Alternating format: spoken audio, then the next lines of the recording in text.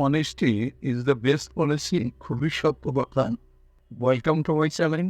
আজকের লেসনটা নবম দশম শ্রেণী rules of right form of verb part 9। তুমি যদি আগের লেসনগুলো না দেখে থাকো তাহলে উপরে আই বাটনটা ক্লিক করে প্লেলিস্টে গিয়ে দেখে আসতে পারো। আজকে আমরা দুটো নিয়ম শেখাবো। প্রথম নিয়মটা হলো, দেখো আফটারের প্রথম অংশ সিম্পল ফিউচার টেন্স হলে পরের অংশ প্রেজেন্ট পারফেক্ট টেন্স হয়। এখন দুইটা টেন্স এখানে আছে, একটা সিম্পল ফিউচার টেন্স আর একটা প্রেজেন্ট পারফেক্ট টেন্স। তাইলে এই দুইটা আগে আমরা চিনে নিই। স্ট্রাকচার দিয়ে আমরা চিনে রাখি। সিম্পল ফিউচার টেন্স স্ট্রাকচারটা কি? সাবজেক্ট প্লাস শেল অথবা উইল প্লাস V1 প্লাস বাড়তি থাকতে পারে। এটা হলো সিম্পল ফিউচার টেন্সের স্ট্রাকচার। এরপরে আমরা প্রেজেন্ট পারফেক্ট টেন্সের স্ট্রাকচারটা দেই।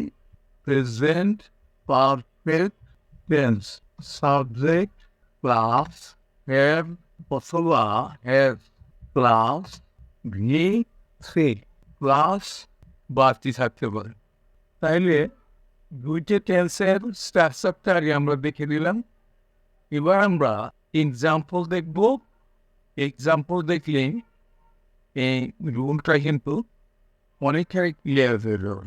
আমরা এক্সাম্পল দেখি। Question by shall call you after I have, আমরা হ্যাভ না দিলাম, আই স্পিক, ব্র্যাকেটের মধ্যে স্পিক রাখলাম টু দেম। দেখো এই নিয়ম অনুসারে কিন্তু এই যে রুলের কথা আমরা বলছি, আফটার পূর্বে কিন্তু এই ফিউচার, দেখো shall will move verb present form, future indefinite আছে, তাইলে পরের অংশটা অবশ্যই আমাদের নিয়ম অনুসারে প্রেজেন্ট পারফেক্ট টেন্সে যাবে। তাহলে উত্তরটা কেমন হবে? I shall call you after I present পারফেক্টে যাবে। স্ট্রাকচারটা আমরা দেখছি। এর সাথে হ্যাভ যাবে, I have মূল ভার্বের ফার্স্ট পার্টিসিপল ফর্ম V3। মূল ভার্বটা আছে আমাদের স্পিক, তাই না হবে স্পোকেন, স্পোকেন টু দেম। দেখো এটা কিন্তু আমরা প্রেজেন্ট পারফেক্ট টেন্সে নিয়ে গেলাম। have has মূল ভার্বের পাস্ট পার্টিসিপল ফর্ম। এবার আমরা আরেকটা এক্সাম্পল দিই আমাদের বোঝার সুবিধার্থে। She will go to school after C, ব্র্যাকেটে দিলাম আমরা টেক আর ব্রেকফাস্ট। তাহলে দেখো এখানে উইল গো একটা ফিউচারের ইনডিফিনিট মানে সিম্পল ফিউচার টেন্স, এরপরে অবশ্যই আমাদের প্রেজেন্ট পারফেক্ট টেন্সে যাবে। তাহলে উত্তরটা কেমন হবে? অ্যান্সার দেখো, he will go to school after she has taken. Present perfect টেন্সের গঠন বলতে হ্যাভ হ্যাজ স্ট্রাকচারটা আছে, আর মূল ভার্বের first participle form, taken first participle taken আর ব্রেকফাস্ট। তাহলে দেখো এখানে প্রেজেন্ট পারফেক্ট টেন্সে কিন্তু চলে গেল, হ্যাভ হ্যাজ মূল ভার্বের ফার্স্ট পার্টিসিপল ফর্মটা বসলো। এবার আমরা আর একটা নিয়ম দেখব। কি বললো নিয়মটার মধ্যে? যদি কোনো সিম্পল সেন্টেন্সে দুটো ভাব থাকে তাহলে ব্র্যাকেটের ভার্বের সাথে আইএনজি যুক্ত করতে হয়, অথবা ভাবটির পূর্বে টু বসাতে হয়।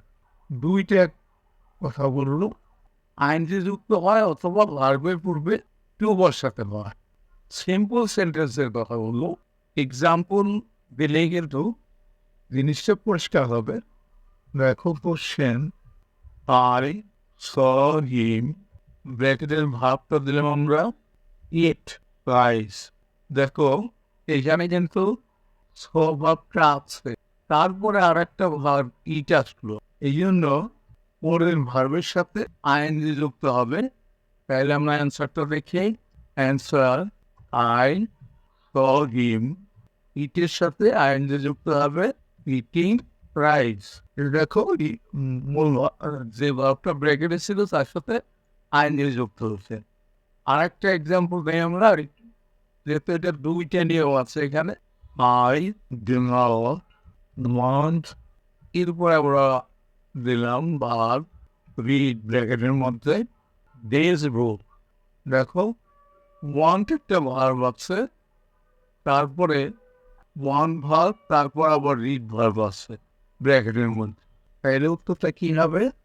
I do not want to read this book.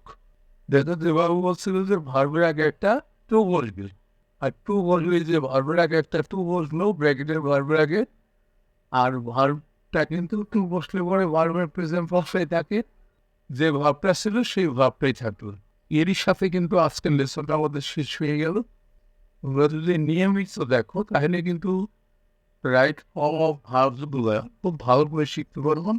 ঠিক আছে, সি ইউ নেক্সট।